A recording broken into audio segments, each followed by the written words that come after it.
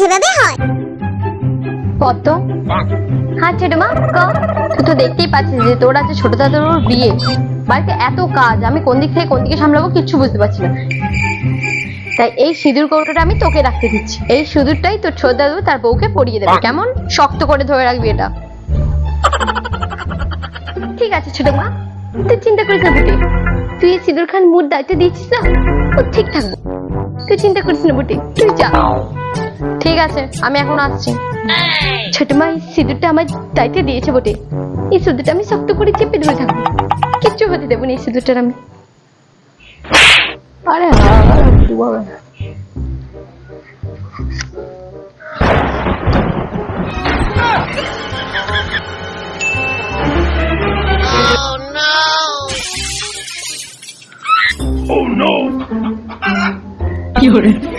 বাবু তুই এটা কি করলি? দাদু ভাই তুমি এটা কি করলে?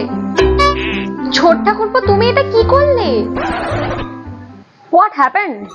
বাবু তুই বুঝতে পারছিস না এটা কি হয়ে গেল? দাদু ভাই তুমি জানো তুমি এটা কি করলে? সরি দাদা, তুই এটা কি করলি ফুটি? তোর সিঁদুর দিয়ে তুই আমার সিঁদুর রাঙিয়ে দিবি। প্লিজ মম, তুই এটা কি করলি তুই জানিস না?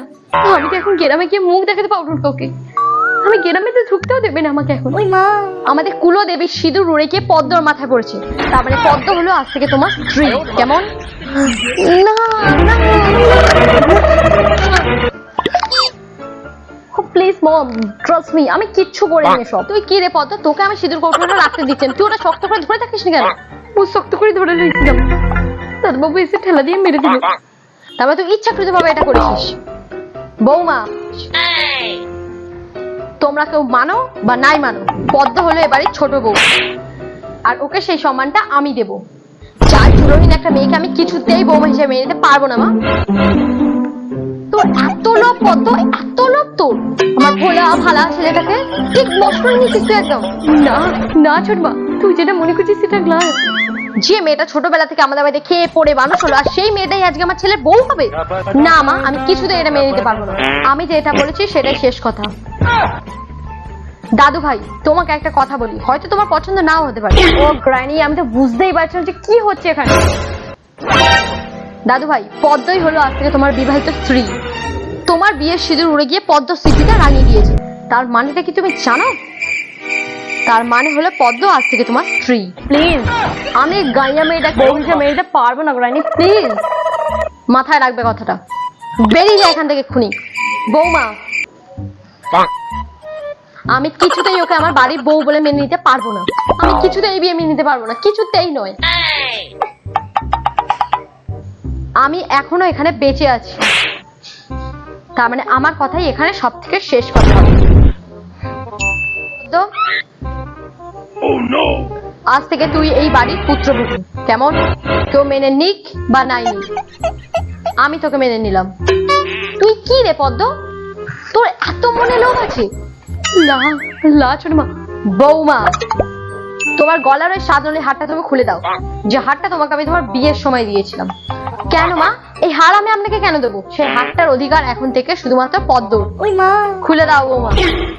না মা, এই হার আমি কাউকে দিতে পারবো না। যদি হাতটা না দিতেই পারো, তাহলে আজ থেকে ঘুটঘুটি রাজবংশের সাথে তোমার সবকিছু আমি ত্যাগ করলাম। এই নিন মা, এই নে পদ্ম, এই হাড়ের মালিক আজ থেকে তুই। না ঠাম্মি, পুরো হাড় লাগবে না, ও হাড় ছোট মার, ওটা ছোট মারই থাকবে, আমার কিছু লাগবে নাই। এই হাড়টা সবসময় পরে থাকবি। না ঠাম্মি, তোর স্বামীর মঙ্গল হবে, কেমন? ধর। পদ্ম, আমি তো তোকে বলছি, ধর। পদ্ম, তুই আমার কাছ থেকে আমার ছেলেকেও কেড়ে নিলি, আর তার সাথে আমার ওই সাবনুরি হাতটাকে। তোকে তো আমি দেখে নেব পদ্ম, দেখে নেব তোকে আমি একদম।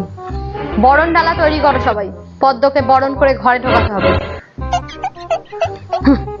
তোর মতো মেয়েকে বরণ করার থেকে বরণ না করা ভালো হবে। যা এখান থেকে। পদ্ম, বরণ হয়ে গেলে তুই একটু আমার ঘর থেকে ঘুরে আসতো। ঠিক আছে ঠাম্মি, তুই ঘরে যাকে দিস না, মু চাইতেছি।